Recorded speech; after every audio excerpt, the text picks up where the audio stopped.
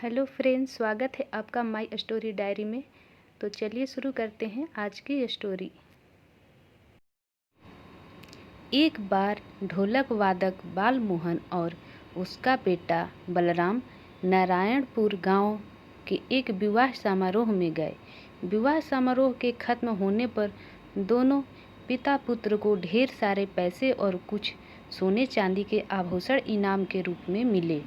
इनाम लेकर दोनों खुशी खुशी अपने गांव लौटने लगे। दोनों एक छोटे जंगल को पार कर रहे थे कि बेटा बोला, पिताजी आज तो बहुत आनंद आ गया।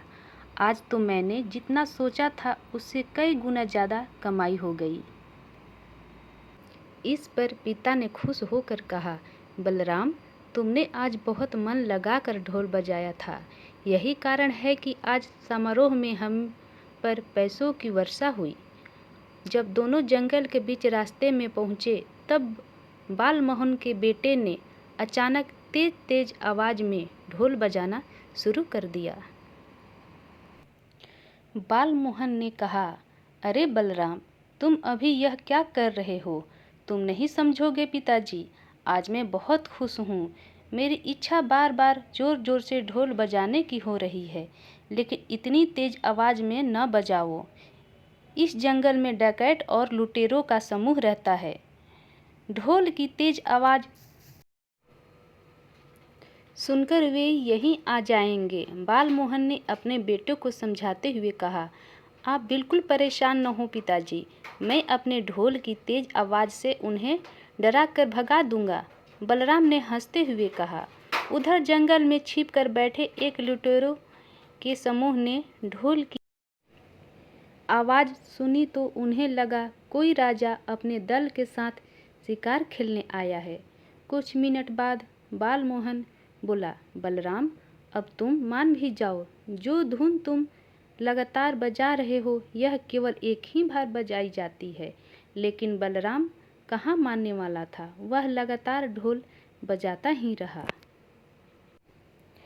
तुरंत ढोल बजाना बंद करो, तुम समझते क्यों नहीं? यदि लुटेरों ने ढोल की आवाज़ सुन ली तो? गुस्साए हुए बालमोहन ने बलराम से कहा, पिताजी आप बेवजह ही इतना डर रहे हैं। मैं अपने ढोल की प्रचंड ध्वनि से उन्हें इतना भयभीत कर दूंगा कि वह हमारी तरफ आने के बारे में सोचेंगे भी नहीं। ऐसा कहकर बलराम ने दोबारा ढोल बजाना शुरू कर दिया।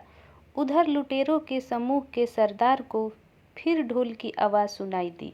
उसने आवाज़ सुनते ही अपने साथियों से कहा, साथियों फिर वही धुन, इसका मतलब यहाँ कोई राजा शिकार खेलने नहीं आया। सरदार मुझे तो लग रहा किसी ने नया नया ढोल बजाना सीखा है और खूब धन कमाकर किसी समारोह से वापस जा रहा है। समूह के एक सदस्य ने अपनी राय बताई, तुम ठीक कह रहे हो, चलो हम इस ढोलक वादक पर धावा बोल देते हैं।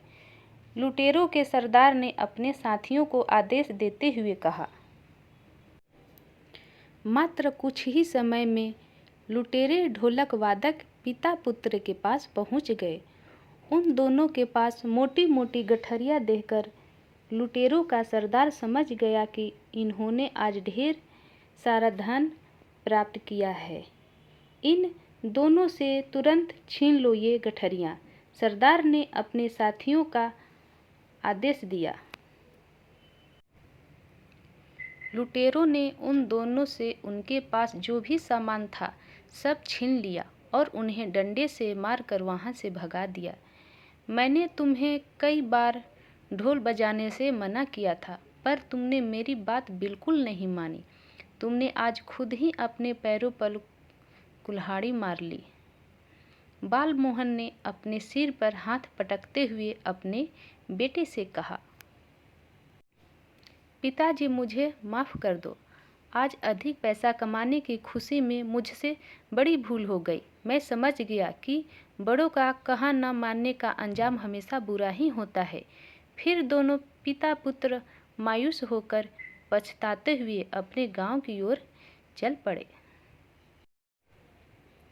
बड़े बुजुर्ग जो कुछ कहते हैं या सलाह देते हैं उसमें भलाई छिपी होती है। वे जो भी कहते हैं अपने अनुभव से कहते हैं।